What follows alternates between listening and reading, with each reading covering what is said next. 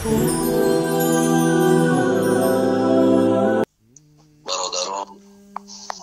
پدران، مادران و خواهران خیلی گرامی و عزیز،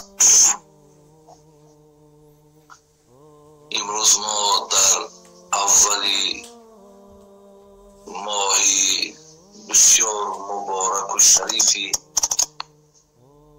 رمضان قرار داریم. همه شما را و فرارسی این تبریک و تهنیت میگویم. چگونه که خواهر و برادر عزیز من اعلام کرده بودم که من روز جمعه ساعتی 9 با وقت دوشنبه اگر چند دقیقه تاخیر شده باشد از شما عذرخواهی میکنم و برای شما سوال هایی که شما را من جواب میگردانم. یک چیز را پیشکی گویم که من در طریق های همین اینترنتی از خودم اصطلاح های امروزه تده افیکسر نمیگیم. من گویم دادن ما فرزند ما آمدن و از ما خواهش کردن که یک چند همین برنامه های سوال و جواب هایی که خلاص مردم به اونها نیاز دارن شما اجازه دهید که ما مقصد همین ها را از شما نوار گیریم و تا مردم از همین استفاده برند. من به همین بنده خدا رخصت دادم که میلش آمده مقصد من به سوال های شما جواب میگردانم تا برای من همون اجرش برای من همون ثوابش انشاءالله کفایت میکند. الله مهربان رازق است، خدای مهربان در ما تکیه داریم. میریم به سوال دیگر. بابای حاجی میرزا، خب در حق مهاجران دعا کنیم. من دایم در حق مهاجران دعا میکنم، بازم دعا میکنم خداوند سختی ها و مشکلات ها را بالای سرتان دور کنه. الله مهربان علیخصوص از این درد عالمگیر که تمام مردم در تهلکه انداخته است، خدای مهربان شما را برادرای عزیز، خواهرای عزیزی که بیرون از تاجیکستان هستین، خدا شما را حفظ کنه، خدا شما را بیمار نکنه. خدای مهربان وقتی خوشناطیت خداوند با این راه ها کشاده شده و با شما به وطنتان و به نزد پدر و مادر و یار قدرتان با رسیدن خداوند برای شما موفق بگرداند. اینجا کسی دیگر سوال داده استیم. خب آیا در ماه رمضان زبنای پسته میگیم یا هم خمیرهایی که برای دندان ها میمانند یا اینکه مسواک زدن؟ من گذشته روزده گفتم که خدای مهربان گفته بود که بوی دهن روزدار برای من محبوب است از بوی مشک ده. زنده از مذهب خودمان همین خمیره بگیم یا همین زبنای پسته که مزه دارد، از جهت مزه داشتنش باید استفاده بردنش در دوام ساعتهایی که روز اجازت نیست. ما میتونیم که از قسم شب میتونیم مثلا وقتی دهان همون بستیم همون زمان از همین خمیرها و از زبنای پسته اگر استفاده بردیم میشود. لیکن در دوام روز از مسواک که در خود بسیار کم استفاده میبرند، از مسواک استفاده بردن اجازت نیست. مثلا همون آب یا مزهی که در او را ما باید تناول نکنیم، ما باید او را فرو نبریم، آبی او را مثلا بیرون اندازیم. لیکن برای اگر بسیار ناراحت باشیم که دهانمان بوی میکنند، از همون مسواک چوب استفاده بریم اجازت است. دیگر سوالی که کردن گفتن مسئله همین سحرخورک، یعنی همین بسیار مهم است که ما سحر خیزیم. یعنی بسیاری آدمی هست که در قسم سحر خیستن برای مشکل است یا در سحر اشتیا ندارند. آیا مقصد همین مهم است که ما سحر خورک کنیم؟ برادران عزیز و گرامی، پیامبر نازنین گفتند تسحروا فإن فی السحور برکه. شما سحر خورک بکنید زیرا در سحر خورک برکت ها هست. پیامبر نازنین گفتند که روزه ما از روزه اهل کتاب، یعنی مردمی که پیروی از تورات موسی و از انجیل عیسی میکنند، فرقش در همین سحر خوراک.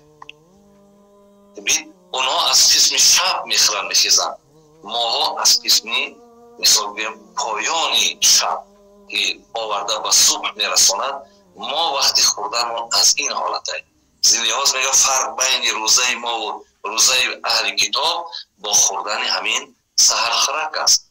از این لحاظ یعنی مقصد از این حدیث ها این است که ماها باید برای ثوابش، برای برکتش بگذار اگر یک پیاله آبم که باشه شما برای خاطر این بر وقت خیزین، خب سحر خیزی کنین. حتی در حدیث دیدم که کسی سحر بر وقت میخیزد خدا رزق او را باز زیاد میکنه. یعنی برای آدمی که بسیار خواب میکنند برای اونها رزق کمتر است و پیامبرم پناه طلب کرده است از امتی که زیاد خواب میکنند. برای همین سحر خرکاتون نکنید. شما هم سحر خرک نکنید. حاضر اگر اینا 10 تا کم است یا 15 تا کم 4 است کلندر رو امروزه نشان میدن تا همون ساعت آخره چون شرط نیست 1 ساعت پیش بس کنید. یعنی بسیاری آدم ها 1 ساعت 2 ساعت پیش بس میکنن تا همون ساعتی را که اجازت هست تا همون ساعت را بخورید.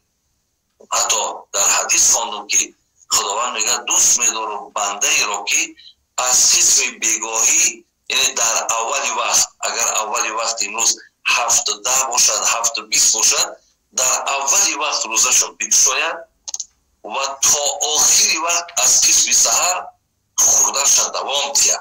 گفت اینا محبوب ترین بندگان من هستند. بگذار ما از زمره همونها باشیم، خواهرها و برادران هستیم.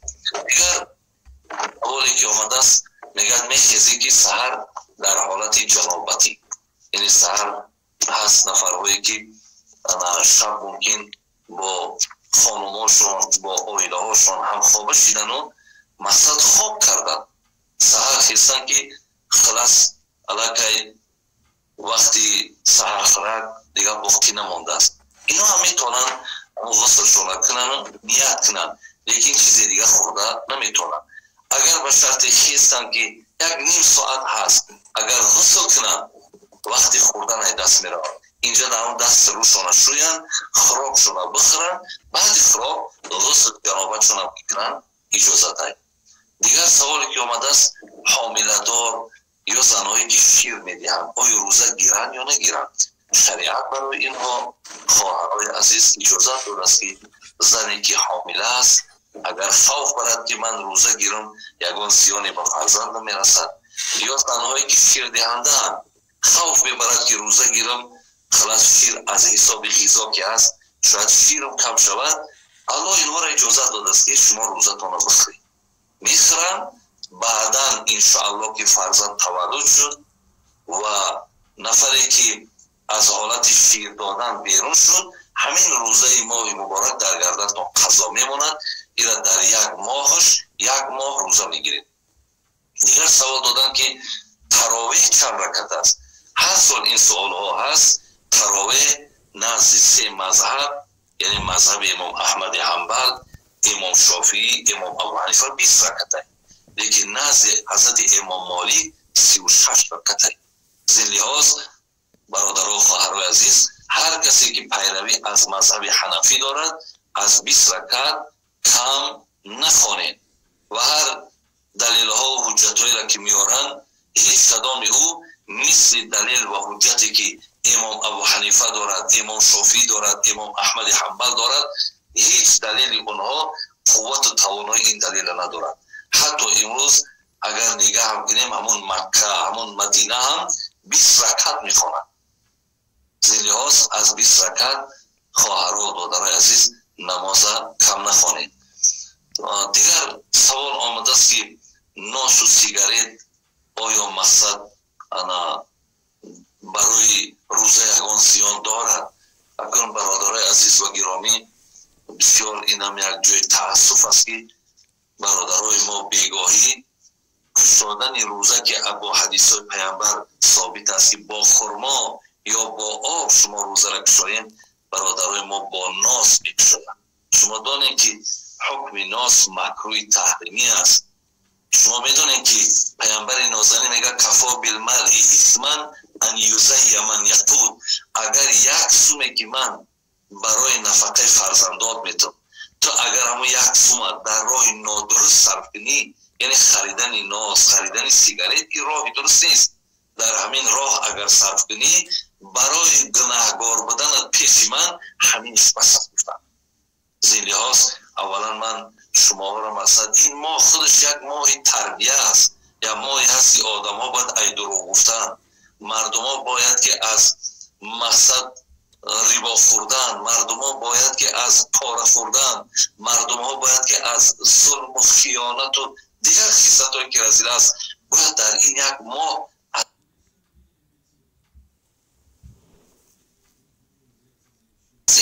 وجود اونها عادت کند که اینا هم یک آدمی نیک و آدمی خوب شوند. و بسیاری مردم من میدانم که در همین ماه مبارک دست از همین نازکشی و سیگاریت کشی میگیرن، با همین طفیل ماه مبارک از همین کار زشت اونها دور میمونن.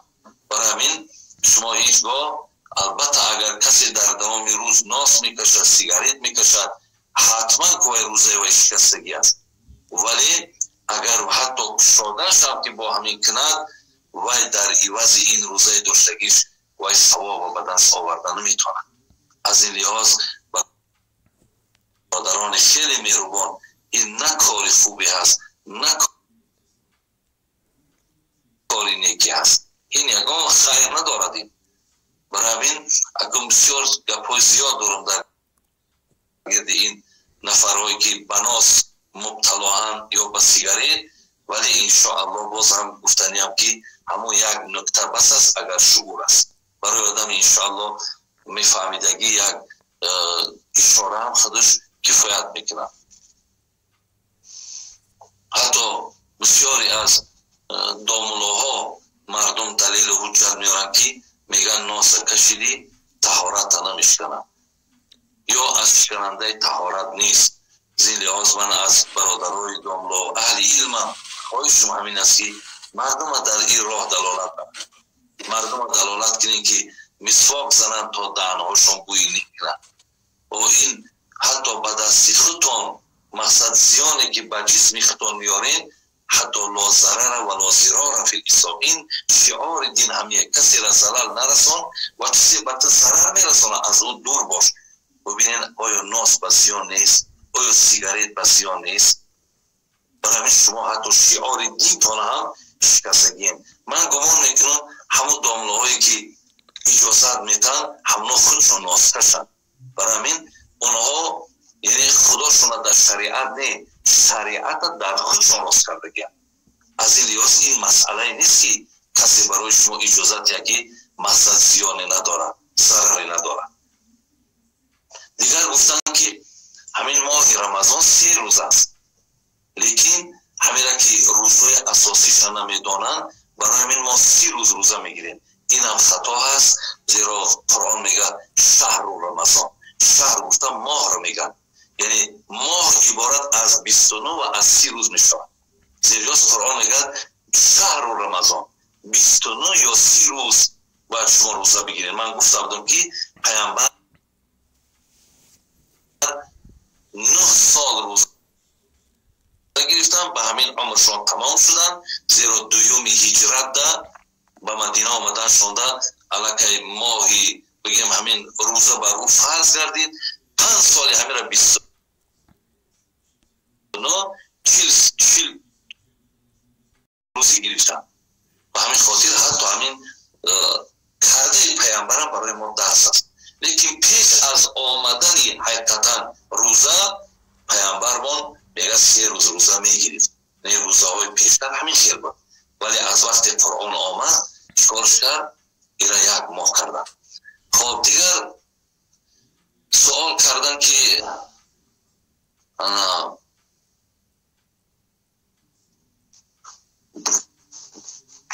اینجا خواهر اسلامی سوال کرده است. من از شهر دوشنبه هستم، 5 سال است که با شوهرم زندگی میکنم. من حامله دار شدم، شوهرم از من روی گردانید. میگوید که من از تو و فرزندت بیزارم، میرم شوهر کن. من چیکار کنم استاد عزیز؟ خواهر عزیز، حقیقتا امروز زندگی های ما بسیار بسیار بسیار ناسازی ها دارد. زندگی های ما بسیار از ناگواری ها زیاد شده است. یعنی زندگی ها از شیرینی های خودشان خواهرای عزیز خالی مانده.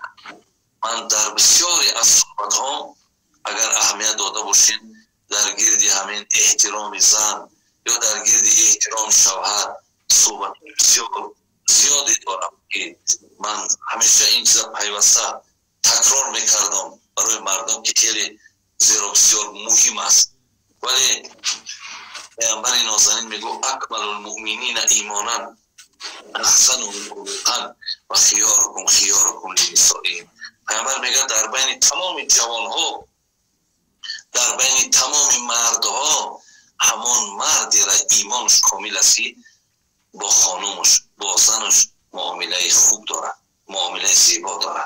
خداوند در قرآن سوره نساء داره میگه که و عاشروهن بالمعروف، شما وقتی زن که برای زندگی انتخاب کردین با اونها زندگی خوب کنین، با اونها مراسا کنین، اونها را دوست بدارین، اونها را احترام کنین، به قدر اونها برسید.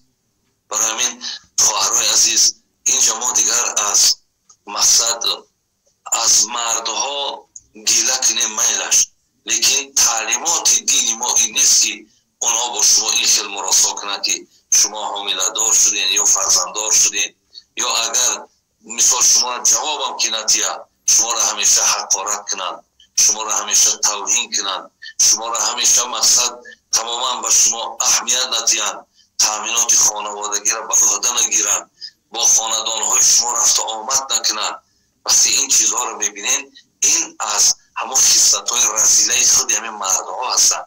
اسلام دین خواهرای عزیز فرمودش این نیست.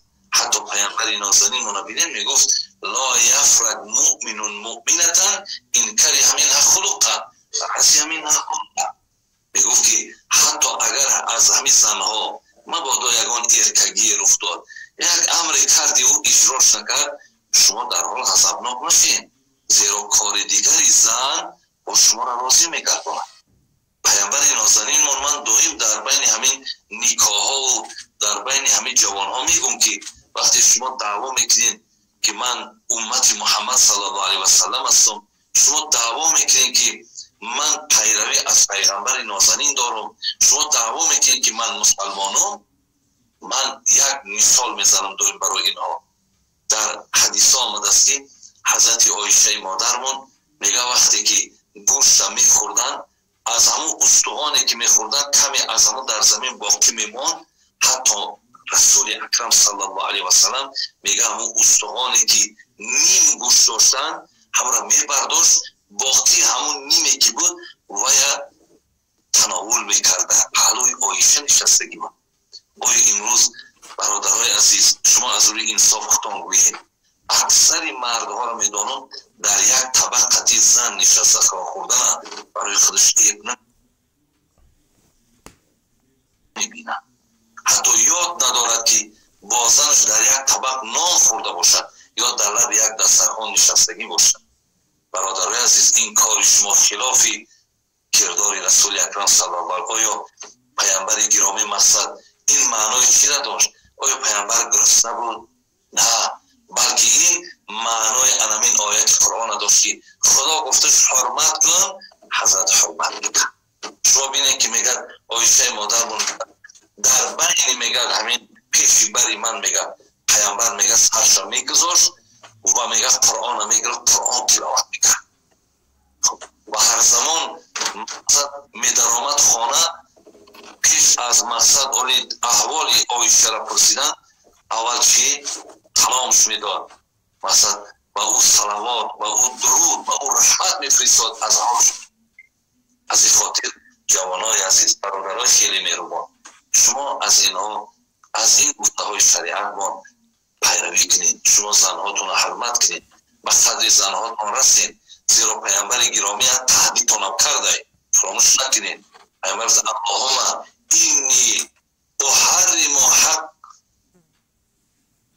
پیامبر چی میگه؟ میگه که من روز قیامت از پشت 2 نفر مقصد پیش خدا شکایت میبرم. اینا کیا هم؟ یک تاش کسی که در دنیا حق یتیم خورده، دیمش کسی که حق زنش پایمال کرده است. خدا پیامبر میگه من از پشت این 2 نفر روز قیامت پیش خدا شکایت میبرم تا خداوند نفرهایی که حق یتیم میخورن یا نفرهایی که حق زن پایمال میکنن اینها جزاش میدهد. وای به حال آن نفرهایی که پیامبر از پشت اینها دعوا کرد. و این خاطر خواهر عزیز شما این روزها را صبر کنید، تحمل کنید و دعا کنید که خداوند این روزهای سخت از بالای شما رو دور کنند. علاوه خصوص در این ماه رمضان که دعای شما انشاءالله قبول است. و به زنها هم خواهرای عزیز چی گفتنیم؟ ولی ببینید من چند مقاله ها نویساندم به خاطری که همین بعضی عدد طلاق در ما زیاد است و خوبه تشویش برای ما هم هست. ما هم خودمان در همینجا مسئول کار میشماریم که در همین کار همون نه. از این لحاظ خواهرای عزیز شما هم در نسبت احترام شوهرتان کم نبینید. شما هم مثال با زبانهای شیرینتان دل مردکاتان را به دست بگیرید. حتی من خواهرای عزیز سخنی از فردوسی در شاهنامه است میگه که چه خوشگو فردوسی پاک جان و شاهنامه اندر بیان زنان، بهترین زن در جهان آن بود که پیوسته با شوی خندان بود. مگو این سخن را نه پا و سر است، حدیث و سخنهای پیغمبر است. فردوسی میگه میدونین که من کدام زن بهترین زن میگم؟ همون زنی که وقتی که شوهر دلش از او خرسند باشد، شوهر دلش از او راضی باشد، من این زن بهترین زن میشمارم. دلیاز خواهرای عزیز شما هم ببینین عزیزای خدا میگن تاج بر سر میکند زن میکند، خواب بر سر میکند زن میکند. مردک آبرو تاج دارم تو میکنی، خواب بر سرشم تو میکنی. خواهرای عزیز شما اگر چند قدر زندگی تا مستحکم بداری، چقدر شوهر در احترام کنی، بین وای در پیش یا رفیقش. من بسیاری از مردها را میدانم که در پیش یا رفیقشون تعریف از زنهاشون میکنند، از همیشه زن میزند، از او طرف چه یک زبان شیرین قطعی لبای مقصد مردک جان، لبای جان شیرین، لبای دیگر گفته مقصد همون مردک لذت میبرد. تو در هر یک این جوابات و در هر معاملت خواهر عزیز تو چقدر ثواب زیاد میگیری. پیامبر نازنین میگه که زنهای عزیز، خواهرای عزیز میگه پرنده ها در آسمان، ماهی ها در دریا، ملائکه ها در آسمان، مورچه ها در سوراخی های خود طلب مغفرت گناه تو میکنن.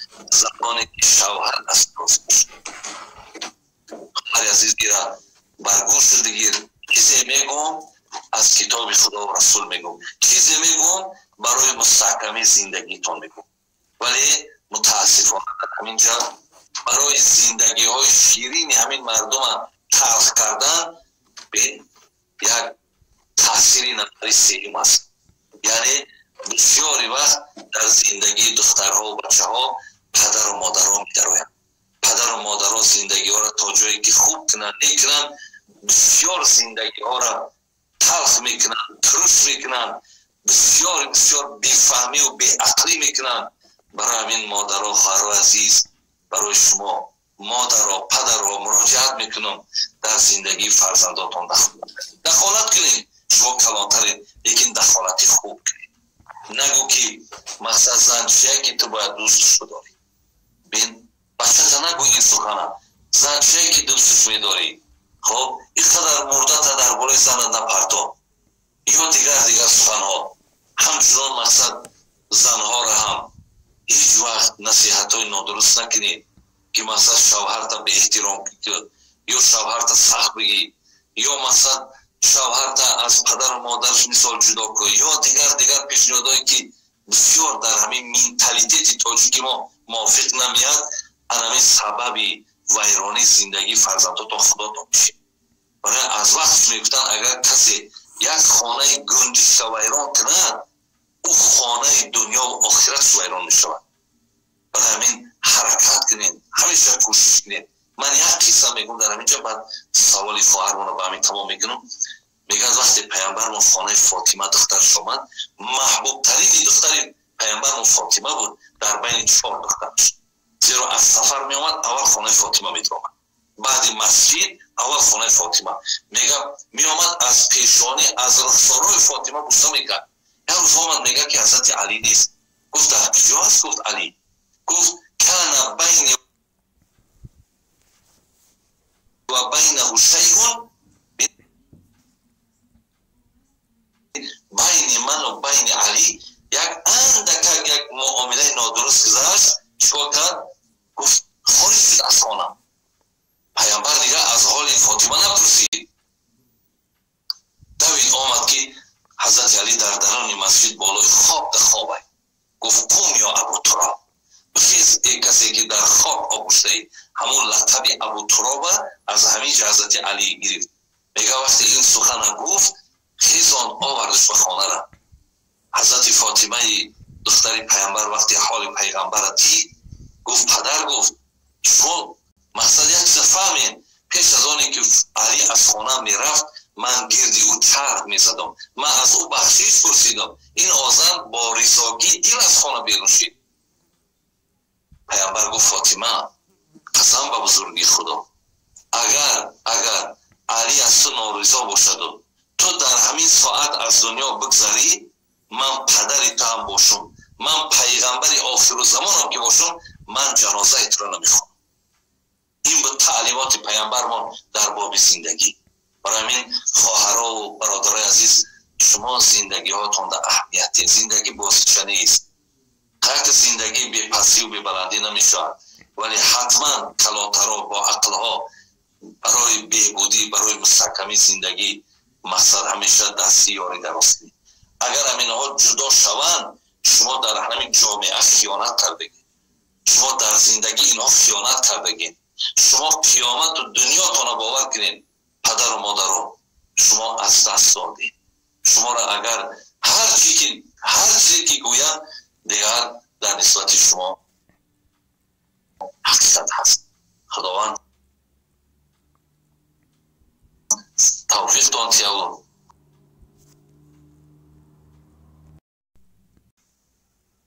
میریم به سوال دیگر. بابای حاجی میرزا، خب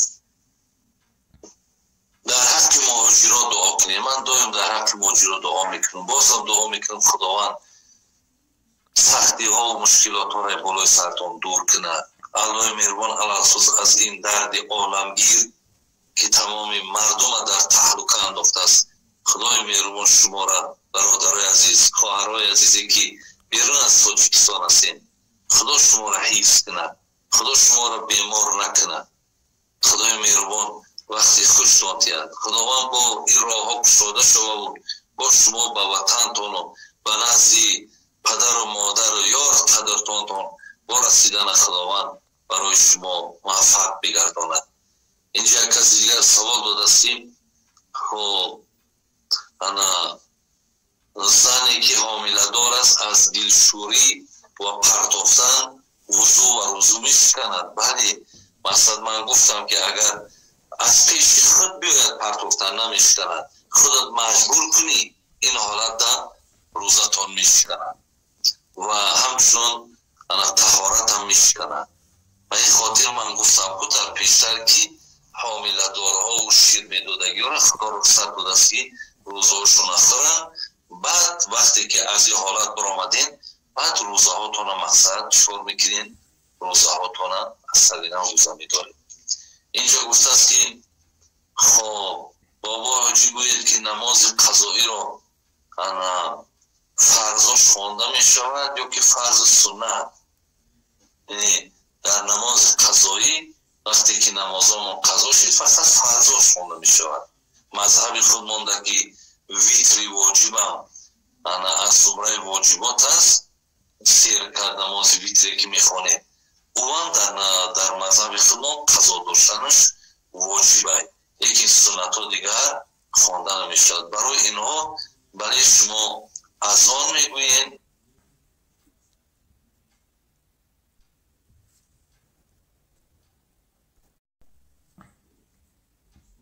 خامد میگوین و نمازهای قضا خواندن میگیرید.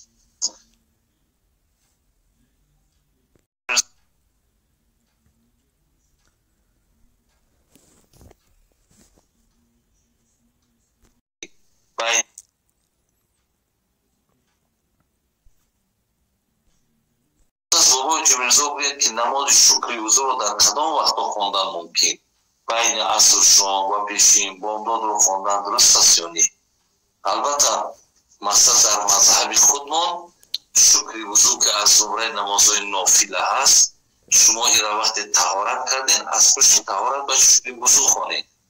ولی ببینید که اگر بین بامداد باشد، یعنی صبح دمیدگی باشد تا آفتاب برآمدن نماز نفل در مذهب خودمان خواندن این مکروه است. یا بین عصر شام خواندن نماز نافله منع است. در دیگر وقت شما میتونه که نمازهای نافله تان خونه. خب بابای حاجی میرزا گوید که شخص یک روز رمضان را روزه نگیرد، چگونه آن را باید که ادا نماید؟ خب با اساس کدام دلیل ها سنت های نماز جمعه رو بدعت میگویند؟ سوره هایی که بعد فاتحه خوانده می شود ترتیب معین دارند. خب در نمازهای نافله چی؟ اینجا چند سوال روی هم آمد.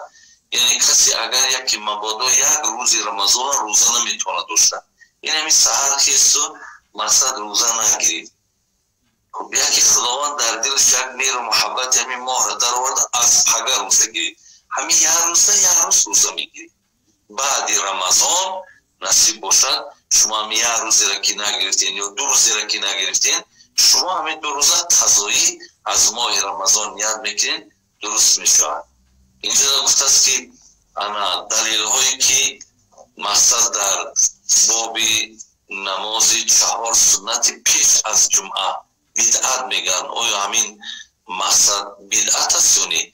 اگر کسای بدعت میگن شما خوب میشود که دلیل هاشون می آوردین که با کدام دلیل اونها میگن که 4 رکعت سنت پیش از جمعه بدعت است. نه ایرا ما بدعت نمیشماریم، بلکه ایرا ما از سنت های پیامبر ما میشماریم.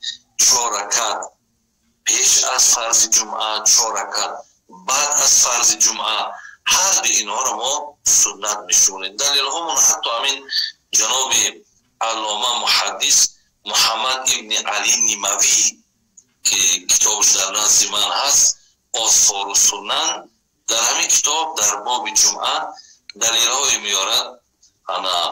میگد که اولا دلیل میارد از عبدالله ابن مسعود، میگه کان نبی صلی الله علیه و سلم یصلی قبل الجمعه 4 و بعدها 4. ایرا از نام امام ترمذی میارد که امام ترمذی در سننش این حدیث آورده است که پیامبر صلی الله علیه و سلم 4 رکعت پیش از جمعه میخواندن و 4 رکعت بعد فرض جمعه میخواندن، طریقی که امروز ما و شما میخوانیم.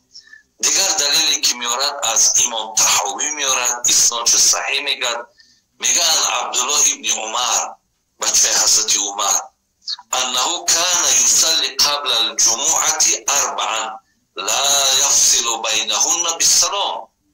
میگن حضرت عبدالله بچه حضرت عمر میدیدیم که 4 رکعت سنت پیش از نماز جمعه میخوان.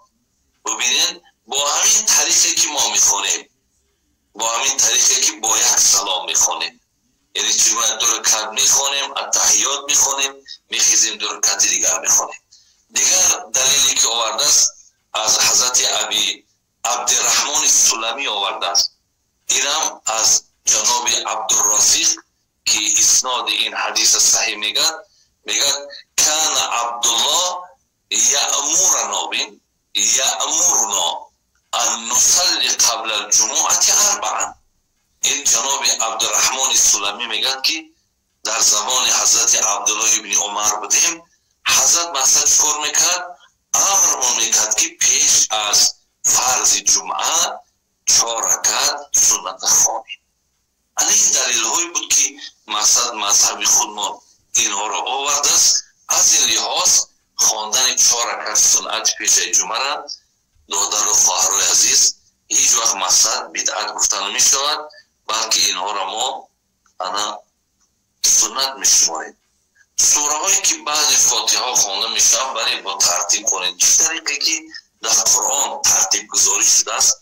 مثال اول سوره فیل آمده است، بعد سوره قریش آمده است، بعد سوره مثال ماعون آمده است، بعد سوره کوثر آمده است. همین ترتیب کردی شما از پایان بالا نخوانید که خلاف سنت می شود.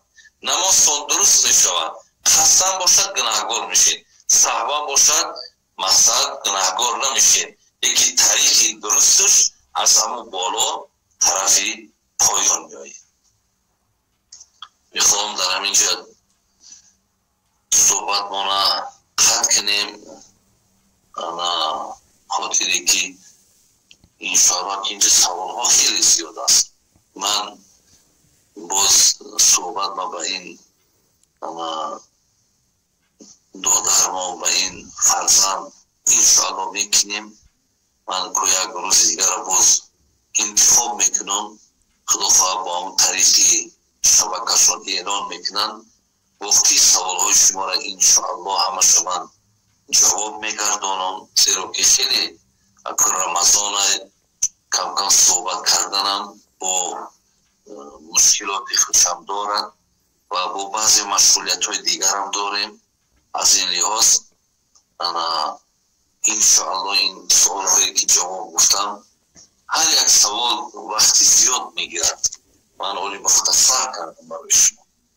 برای اینجا سوال های هستی بسیار وقت بسیار میگرد، لیکن از خدا امید است که اگر امکانیت ها وقت ها میشود من برای شما اینها را جواب میگردانم و انشاءالله روزی جوابگردانی ما باز اعلان میکنیم. پیشتر یک 2 روز یا 3 روز پیشتر اعلان میکنیم، شما پیگیری کنین، در همین مسئله نگاه کنین. خداخواه روزای اعلانش که باشد باز من جواب سوالاتون رو میگردانم و تا با آن روز هم سوالهای دیگر هم که داشته باشین شما ارسال کنین. از خدا امید است که من برای اینا جوابتون میگردم.